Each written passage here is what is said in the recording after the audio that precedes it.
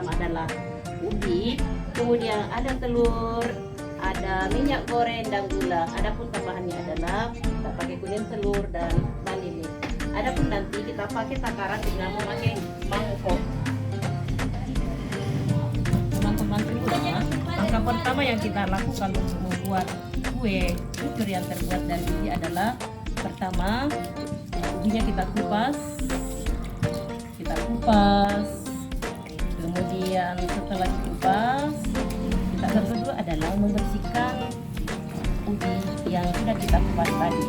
Ubinya dibersihkan dengan pakai tangan, kemudian dibersihkan sampai tidak ada kotoran yang melengket di ubi tersebut. Langkah ketiga adalah ubi yang sudah kita bersihkan tadi kita parut. Parutnya itu bisa pakai parut manual seperti ini, bisa juga pakai parut yang terbuat dari listrik. Nah, hasilnya seperti ini teman-teman semua. Ini hasilnya seperti ini.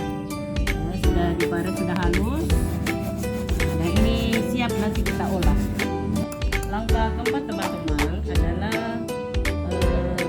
kita ukur telur dalam mangkuk yang sudah disediakan sampai penuh. Jadi kita isi telur sampai penuh karena yang menjadi bahan ukur kita adalah mangkok. Selanjutnya teman-teman adalah mencampur dari semua bahan yang telah kita sediakan tadi. Pertama-tama telur yang kita takar, kita pakai takaran mangkok, kita tuang, kemudian di mixer,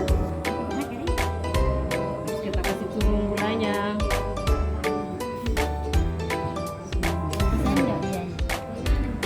Ya, kita kasih vanili secukupnya atau 1 sendok makan. Setelah adonan tercampur, campur rata seperti ini.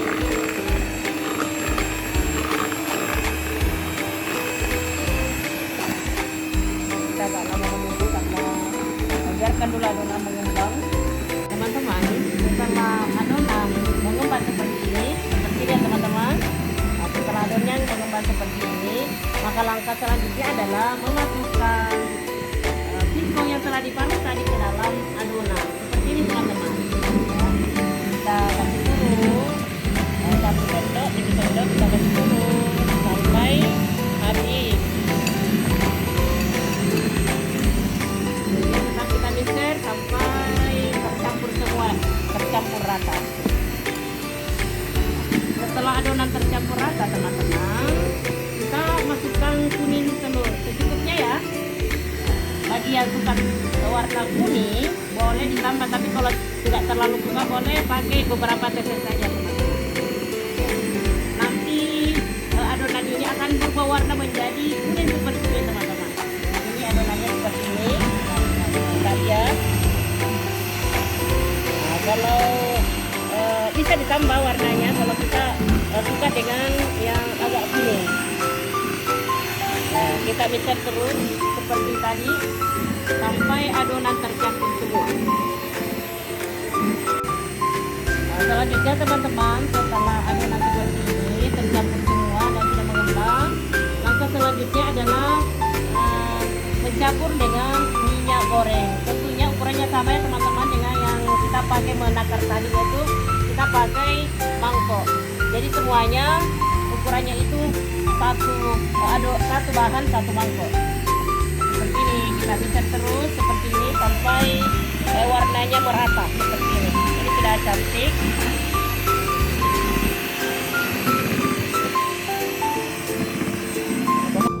Selanjutnya setelah adonan seperti ini teman-teman, maka langkah selanjutnya kita akan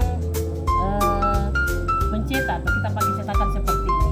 Nah, sebelum kita kasih ke cetakan, kita olesi dengan minyak goreng dulu.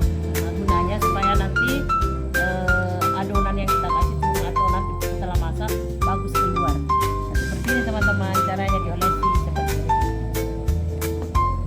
Nah, kita isi satu persatu cetakan yang sudah dikasih minyak tadi, diolesi minyak. tidak perlu terlalu penuh ya teman-teman, cukup seperti ini. Seperti ini. Ya. Kita isi.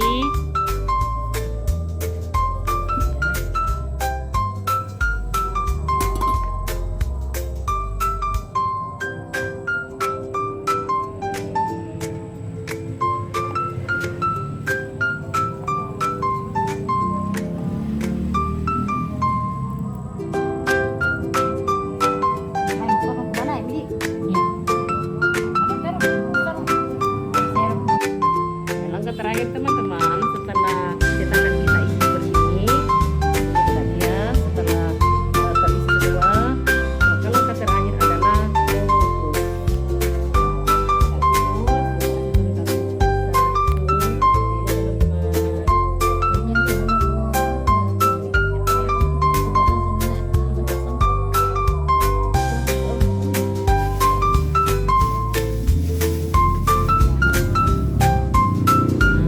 Harus diingat ya teman-teman, dalam proses mengukus ini apinya tidak perlu pakai api yang besar, cukup kita pakai apinya yang sedang seperti ini teman-teman.